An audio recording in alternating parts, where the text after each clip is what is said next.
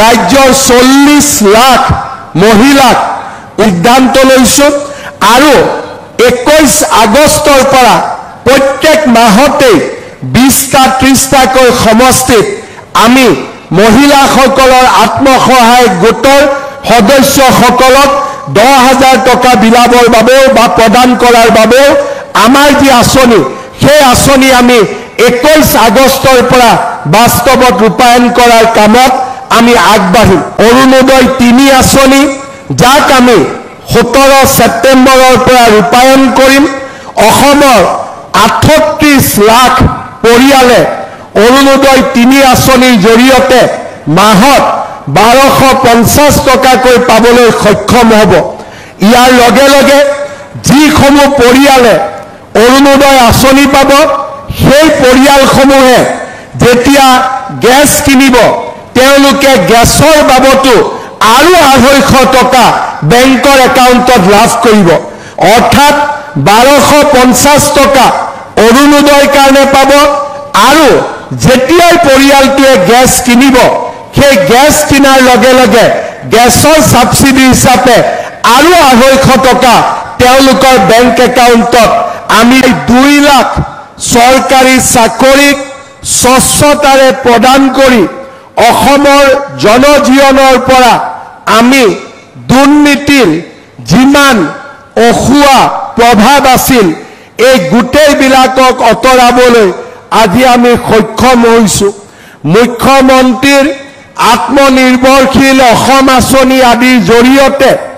অসমৰ যুৱক যুৱতীৰ মাজত আমি নতুন আশাৰ সৃষ্টি কৰিবলৈ সক্ষম হৈছো আজি আমাৰ ৰাজ্যখনত দৰিদ্ৰ আৰু মধ্যবিত্ত জনগণৰ বাবে চৰকাৰী আঁচনিসমূহে এক আশাৰ কিৰণ হিচাপে থিয় দিছে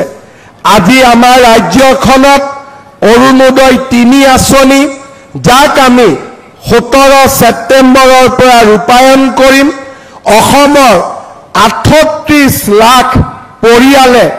অৰুণোদয় 3 আঁচনিৰ জৰিয়তে মাহত 1250 টকাকৈ পাবলৈ সক্ষম হ'ব ইয়াৰ লগে লগে যিসমূহ পৰিয়ালে অৰুণোদয় আঁচনি পাব সেই পৰিয়ালসমূহে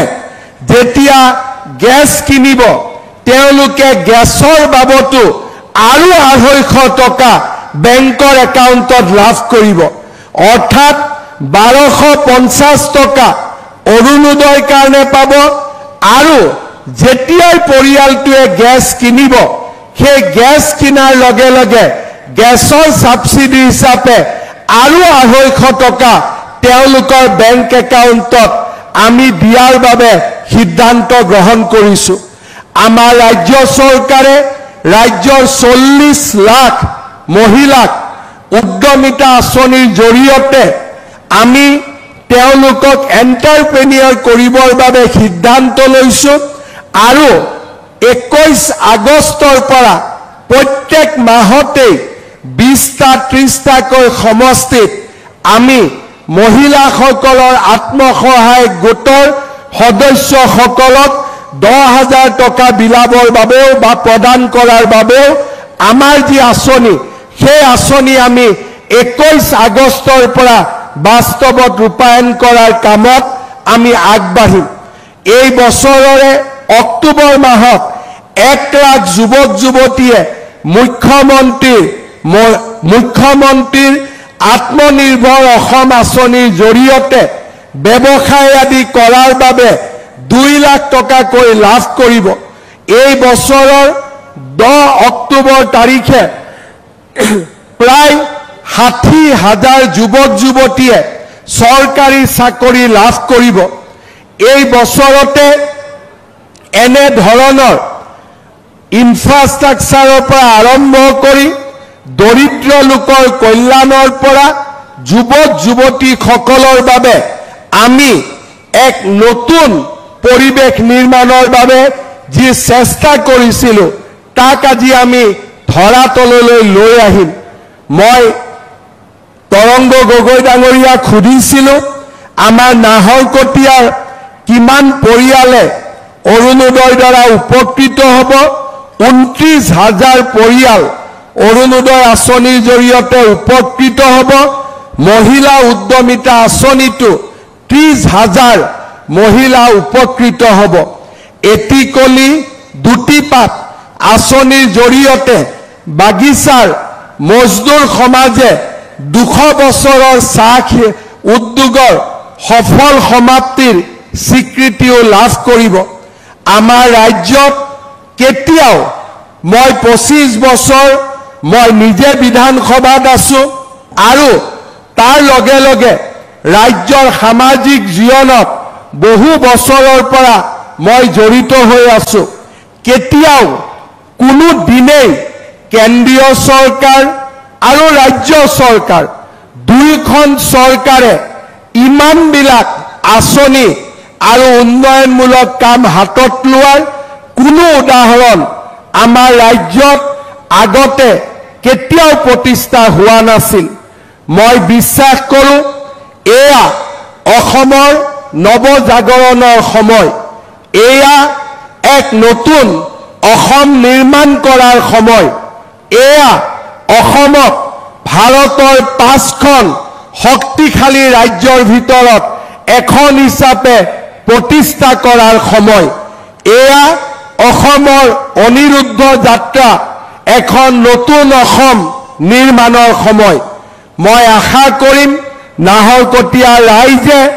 ডিব্ৰুগড় জিলাৰ ৰাইজে আমাৰ এই প্ৰচেষ্টাক নিশ্চয় আশীৰ্বাদ কৰিব। আজি নাহৰকটীয়ালৈ অহাৰ আগতে ৰাতিপুৱা ডিব্ৰুগড় বিশ্ববিদ্যালয়ত মই ২০০ কোটি টকাৰ বিভিন্ন উন্নয়নমূলক আঁচনিৰ কাম আৰম্ভ কৰিছিলোঁ আৰু ডিব্ৰুগড়ৰে অসম চিকিৎসা মহাবিদ্যালয়ত আজিৰে পৰা ৩৫০ কোটি টকাৰ নতুন প্ৰকল্পৰো কাম আজিয়ে আমি শুভাৰম্ভণি কৰিছিলোঁ। অৰ্থাৎ আজিৰ দিনটোতে ডিব্ৰুগড় জিলাই ৰাজ্য চৰকাৰৰ পৰা ৭০০তকৈও অধিক কোটি টকাৰ আঁচনি লাভ কৰিবলৈ সক্ষম হৈছে। ডিব্ৰুগড়ক অসমৰ দ্বিতীয় ৰাজধানী হিচাপে নিৰ্মাণ কৰাৰ প্ৰচেষ্টাটো আমি আগবাঢ়িছোঁ। আমাৰ ৰাজ্যত মোৰ আগতে কেইবাগৰাকীও বিভিন্ন জ্ঞানেৰে আৰু বিভিন্ন অভিজ্ঞতাৰে সমৃদ্ধ ব্যক্তিয়ে মুখ্যমন্ত্ৰীৰ আসন অলংকৃত কৰিছিল, কিন্তু কোনো এজনে ডিব্ৰুগড়ত যে অসমৰ ৰাজধানী হিচাপে নিৰ্মাণ কৰিব পাৰি তাৰ কল্পনাও কৰা নাছিলে। কিন্তু